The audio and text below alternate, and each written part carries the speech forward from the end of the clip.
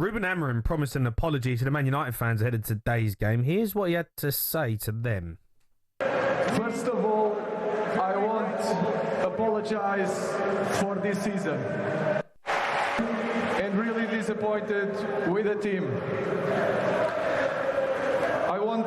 Second thing, I want to say thank you. We are very grateful for your support during the season.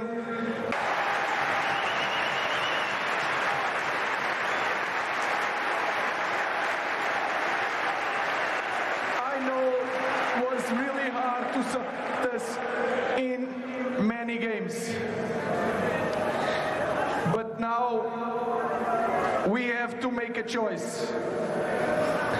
Or we stay stuck in the past, because this season is in the past, is over. We fight each other, or we stick together and move forward.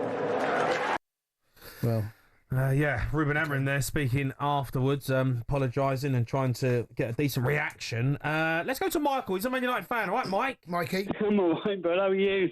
I'm all right, Mike. Look, it's hard for him. English is not obviously his number one language, but it seems quite hard to be able to get out what he wants to really get out. Well, he caused the problem, hasn't he? What do you mean? Well, he didn't change the system. When we knew we were getting battered, and many times I spoke to him, we were getting battered and battered and battered and whooped.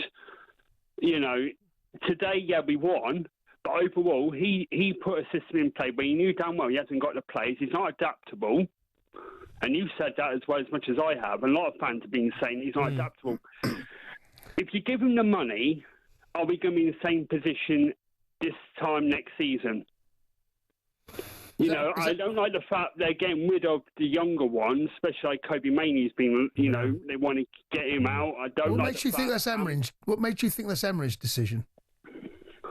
Well, he's caused a problem, hasn't he? No, he hasn't. No, he hasn't. Yes, he has. No, he hasn't. No, he hasn't. I tell you, no, he hasn't. I tell you what's going on is the big rats come in. Well, of course it's him as well. But what I'm saying is, if you look on the pitch, he could have changed. Sorry. No. Who gave Ten Hag another year's contract? Well, they all did, didn't they? No. They all did. The big rat did, okay? He gave him a New Year's contract. That was a bad decision at the time. You knew it, I knew it. It was paper over the cracks. The only reason he got that contract is because he won the FA Cup. It's a little bit like what's going on at Spurs. It's papered over the cracks. We'll see next season if Big Ange is the man and they're going to keep him in there. Truth is, Ten Hag should have gone after that final. That would have been a decisive decision. The league position is not good enough. You win a cup, fine. Thank you, goodbye. You've done that 6 months, 8 months later, whatever it is. Now you're still tripping and stumbling over the decision to give Ten Hag that year's contract. So blame the big rat. Don't blame Amorim. No, I'm not blaming. What I'm saying is, I'm saying that, it's Jim Mackley's fault and Ineos' fault for giving people the contract. Mm-hmm. But Amorim... I know, but you brought in Amorim as well, Mike. You brought in a manager who plays 3-4-3. That's what you brought in. That's what you wanted. You brought that in. They knew what they were getting into bed with. It's true. Like, they knew it, and you've had to deal with that situation ever since. You ain't got the players for it. But Ratcliffe brought him in. West Ham decided to not go for Amorim because they knew 3-4-3 wasn't a formation that would work with the players that they had. Well, the three of them got him in. Amorim was done by Jim Ratcliffe, Jason Wilcox and Barada. Yeah. They're all to blame. You can't blame Amorim because that's his system. Now, whether he's good enough, moving forward, we'll see next season. Because do you think he's good enough? No, I don't. I think he struggles to get his points across in the language. Listening to that at the end of the game, I don't know. One day Ramos, I remember it at Tottenham. Right, he's a brilliant manager. I really liked him. Won a trophy at Tottenham. His English was really difficult to understand, and to drive players and to give them, a passion to go out on a pitch and direction and to get points across. Sounds to me like it's quite hard for Ruben Amorim to get across his points that he wants. Now, I know he's done a brilliant job of Sporting Lisbon, but because it's probably a lot easier for him. One, they're the best team and had the best players, and he brought them in. But two, he's getting his points across is probably a lot easier. I don't know. If my honest answer is I don't think Ruben Amorim's the man. Even though I think he's a good manager, I just don't know if he's the man for Man United. I don't think he is. I think we're going to be in the same position next season. Right. So what are you doing? It's okay. Right, I mean, I don't even know what a Man United player looks like anymore. Right, Mikey, I'm going to give you a wand, all right? You can wave it around. What are you doing? What's your first decision? Sort the top of the tree out. No. That doesn't mean anything. What do you mean sort the top of the tree out? What does that mean? Start from the top of the starts of Man United, Glazers, Radcliffe, Ineos. No. You are those people, right? You're the big rat. What's the big rat doing? What's the first decision he makes?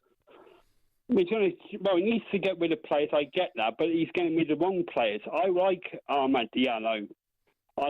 Listen, I didn't ask. Michael, I didn't ask who you like. I asked, what's the first decision you make? What do you do? If it was me... No, you're the big rat. It is you. I would sell my shares and get someone else to buy this football club. The whole lot, mate. You're not going to play ball, are you? Seriously. You're not into this little role play game, are you? No, he's not having it. All right, Mikey. Let's go to Nick. He's a Man United fan. Let's ask him. Right, Nick? How you doing? I'm all right, Nick. I'm all right. Look, you heard the Ruben Amorim there speaking afterwards. He's apologising. Oh, I don't know what Man United are, mate. I've lost their identity. I don't know where you're going to go next season. I don't care at the moment. I'm finally driving home in a good mood that we finally put a good performance in. Enjoy it. Yeah. And you've got all 10 man. Villa. There's a 10-man Aston Villa. Well, 10 men. The first half hour, Villa were that useless with Martinez on the pitch. We look like a prime Barcelona, and we're a useless football side. No, you're terrible. Honestly, I know, mate, but you should be ashamed. How can you drive home with a good mood? You should be ashamed that they didn't put that performance in midweek. Get in a cup final. I'll be angry. How can we not play like that against a useless Tottenham side? Exactly. I'd be more angry at that. I'd be more angry at that. I could not believe it. But Martinez definitely was a sending off. The goal, Villa, he should have stood, but they can't blame that on that one decision. They were awful. I said to my mate driving up there, I was like, they're fighting for Champions League today. Villa are a very good side. We might get a hammer in that first half, and they were absolutely useless today. They were useless, but you've been useless all season. Absolutely bad. Yeah, we have been useless all season, but hopefully Amorim can start getting a few players out now. Sancho, Rashford. Can I ask you a question? Nick? How much credit has Amorim got in the bank next season? Well, hardly any, to be honest with you. He knew what side he had, and Radcliffe said, you come in now or you don't come. So he had no choice. He had to come. That's what he's been saying. You need to give me a chance. Let me get some players in myself. He knows there's a lot of players. I mean, generally, out of that whole squad, apart from Bruno Fernandes, I wouldn't care if none of them was there next season. None of them. Not going to get rid of all of those. Unfortunately, there's going to be lots of those players there now. You can't trim the whole squad. It's almost impossible to do that. Yeah. But obviously, if Sal, I think Garnacho would go, Rashford would go. Hopefully, then get us a bit of money in the bank to start bringing players in that he can play. I think what they've got to do, they've got to rip this up now and completely. So they're going to back him now. Here's where they're going to go. They're going to stick with Amorim. He's going to play a 3 at the back. That's obvious. They need to build a squad that is going to be conducive to playing the way Amorim wants to play. The squad has got to be built that way. Even if the good players have to leave, that don't fit that system. The problem you've got, right? He said keep Bruno, right? He said that, didn't he? I'm not making that up, right? Yeah. Where does Bruno play? I don't know where Bruno plays in that system. Where does he play in the system? I agree. And he's then you've got to create a role for him. Yeah, I know. Even though he don't work in a 3-4-3. He's a proper number 10. He don't work in another system for me. No. You saw that in the Europa League final. He's not a centre midfield player. No. All right? You might be able to put him in centre midfield for the last 15, 20 minutes of the game when you're chasing it and they're all sitting on the back of, on the 6-yard box and then and he gets on the ball and try and make something happen. Fine. I've seen him do that this season. But over a night, he's never been a centre midfield player. There's not a natural position. Casemiro's got no legs, I get that. But I don't know what type of player works in a 3-4-3 at Man United. The only one who sticks out for me, who works in a back 3, It's Harry Maguire and Diallo. I quite like Mazraoui. I think there's a place for him as a wing back, but yeah.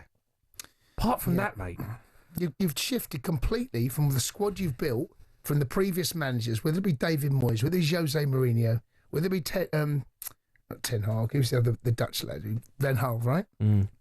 Then you've got Ten Hag, and all of a sudden you've now got ripped that whole thing up since Sir Alex left to now go to a whole new system shape, completely different. Well, then what do? How brave are they going to be? Because if they go down the route of ripping the squad up and investing in the squad to play an Amorim style of play, the next manager that comes in is either got to be the same merchant as him, or they rip the squad up and start again. Because most teams, not all, most, I'm guessing here, 95% of the teams generally play a 4. Yeah, pretty much all over the world. Well, then they've got to be brave now. Which way do they go? They stick or twist? Yeah. They've got to find their identity. That is a big decision. They need to go. They need to. If they are going to stick with Amorim, you're absolutely right. It's got to be Amorim and that system for the next 5-6 seasons. Yeah, and they've got to be brave. And they've got to be brave to be like, right, whatever we do from this moment on, this is what we're doing for 5 years. Or they're smart and they build a squad and get players in that are adaptable.